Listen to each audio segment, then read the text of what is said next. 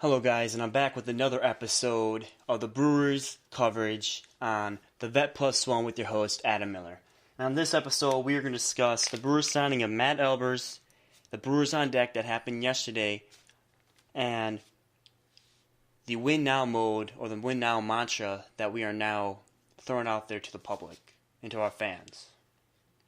Let's start off with the rumors that broke earlier today that the Brewers had signed Matt Albers to a 2-year, $5 million deal. Now that's a very good deal for a pitcher who never performed in the playoffs until last year against the Cubs, but also a very good late inning pitcher that can come in and get us some quality innings. I think this is a good signing, a low end signing that a lot of people are going to overlook.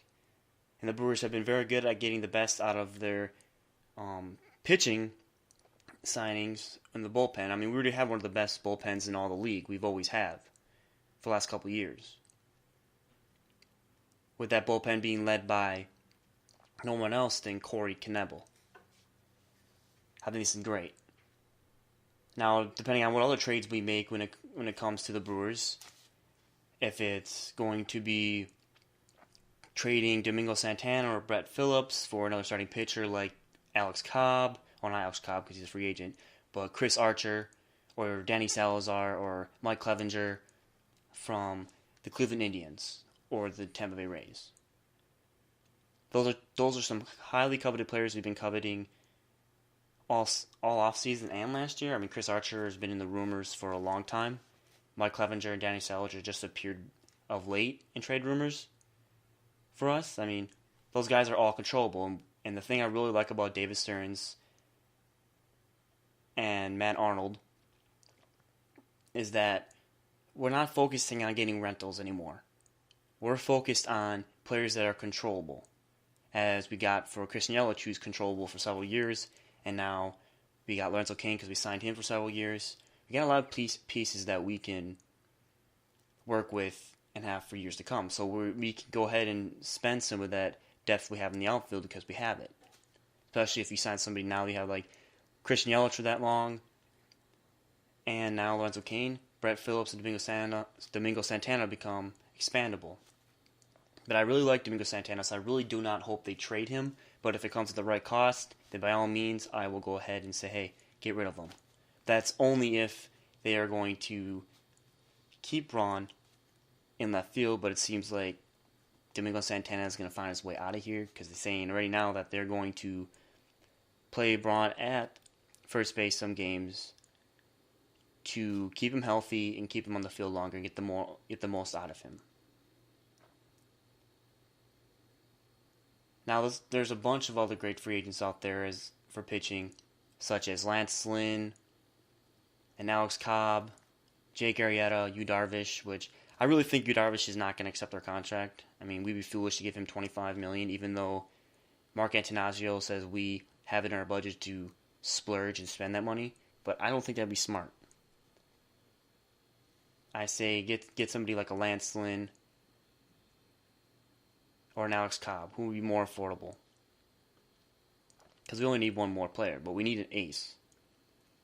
So I'd say trade for somebody like Chris Archer or Danny Salazar or Mike Clevenger for your ace, preferably Chris Archer, and then go ahead and sign somebody like Lance Lynn or Alex Cobb to get some spot starts or switch off with Julie Chastain or Chase Anderson until Jimmy Nelson comes back. And it's been reported that Jimmy Nelson is going to be back around April or June. Not April, but June or July, which is incredible. When he comes back, that means we're going to have him for more starts and help us for the push to postseason to compete. And that just gives us more depth in the bullpen. Move one of those guys into the bullpen to get more starts. I think Yvonne Gallardo's going to be better out of the bullpen and not starting, but he's also the type of veteran, that type of player that's familiar with our system and has played at Miller Park and did real well, that he can make his spot starts if we need him to. Same with Brent Suter, which would be great as well. And then yesterday, I'm sorry, not yesterday, but there was also players like Jonathan Lucroy, who's still a free agent. We could bring him back if we're trying to upgrade our catching. That wouldn't be a bad idea. bringing him back. He knows the system. He knows his pitching staff. And him and Giovanni Gallardo were amazing together before they traded Giovanni Gallardo when Jonathan Lucroy first came up. Bring him back on a veteran's minimum or a couple of years. I mean, why not? Split time with Stephen Vogt, Stephen Vogt's a very good pickup for us. He's shown he can. Or you can go ahead and sign Neil Walker with that money and bring him back. That wouldn't be a bad idea. And then yesterday was Brewers On Deck. And at Brewers On Deck, the Brewers introduced Christian Yelich, Lorenzo Cain, and Julie Chassin as three of just the players that were there. There were some other players there, but from what I saw, those are three players that were there and that I want to focus on because they're the guys we just brought into this organization. As well as Mark Antonaccio, David Stearns, and Matt Reynolds. Oh, not Matt Reynolds. Matt Arnold. I'm sorry. And it was amazing to hear from each one of those players. I mean, Lorenzo Cain was so excited to come back to Milwaukee. And he said, you know what, we have the best fans in all of baseball. I don't think the rest of the league or people really understand the type of fans we have in Milwaukee. We're passionate about our sports in Milwaukee. And if you're a fan of another team or whatever, I respect that. I'm sure that you're just as passionate about your team as every fan or every city is about their team. But he also said, you know what, I came here to win a championship, to bring one home for my hometown team. Bring that first one to Milwaukee. It's going to be a tough challenge competing against the Cardinals, who are always good, and, well, the Cubs, because they're just going to get better, especially if they go out and sign Yu Darvish. But I think that just makes it more impressive for this upcoming season. I mean, not to mention that I just found out that Cardinals got Marcell Ozuna, which is a great pickup. And then you have somebody like Christian Yelich, who was excited to be here. Excited to make this team better. He's a Gold Glover. He's going to do wonders. And from what I'm hearing, he's going to play some left and right field,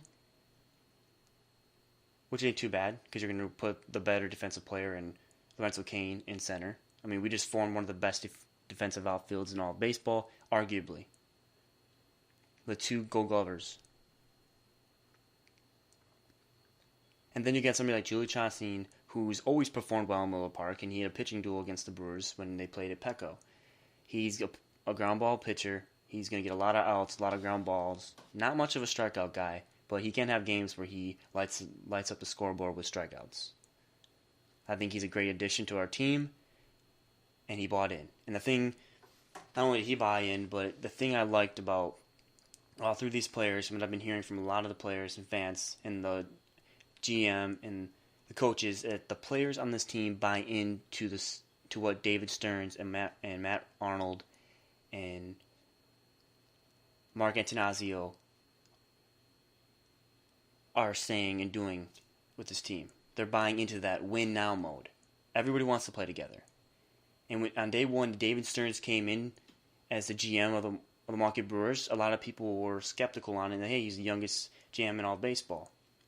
But me, I thought that was a great idea, signing him as our GM, and then bringing Matt Arnold in from Tampa. Okay, you're bringing somebody like Matt Arnold as assistant GM, somebody who had success with the Tampa Bay, who drafted who was the third baseman for Tampa Bay? Oh, Evan Longoria, who took them to some AL pennants.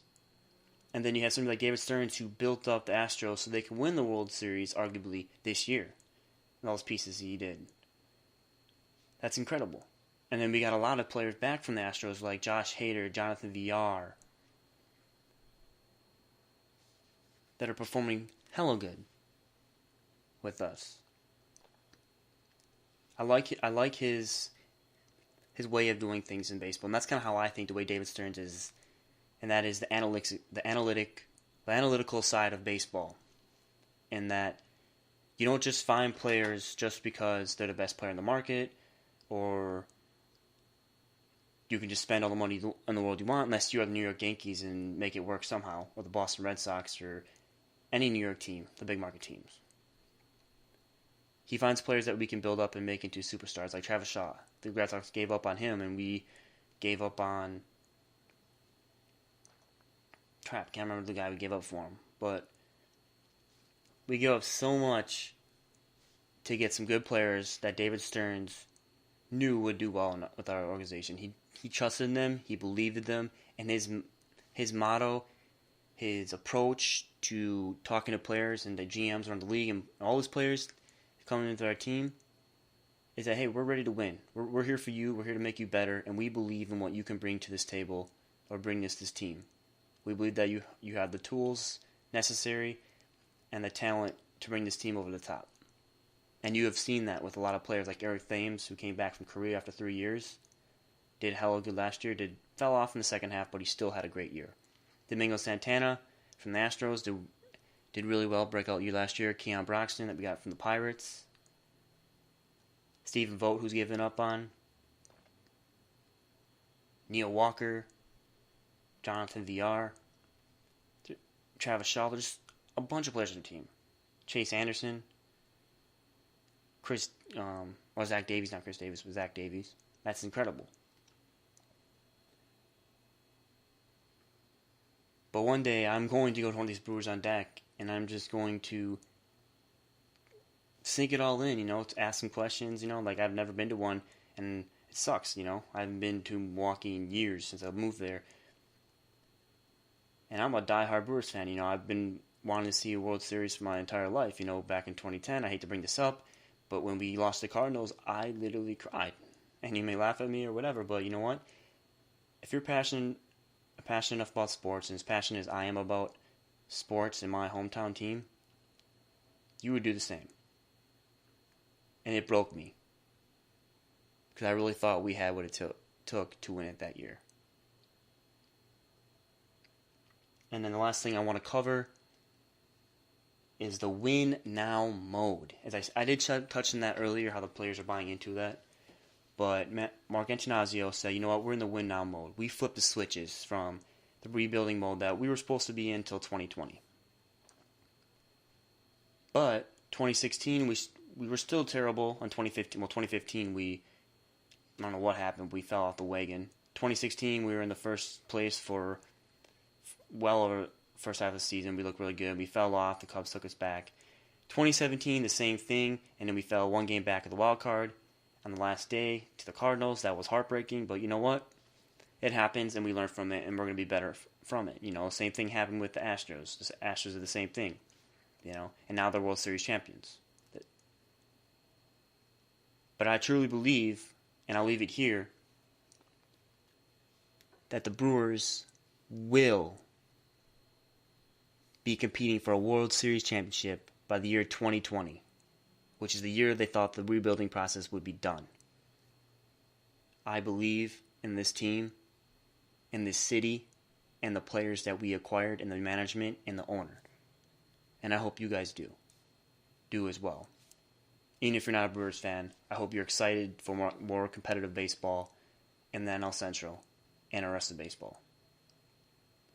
This has been another edition of the Brewers Coverage. If you guys really like this episode, you can go to www.spreaker.com/thevet+1, and you can go ahead and follow me, and you can share this on your Facebook, your Twitter.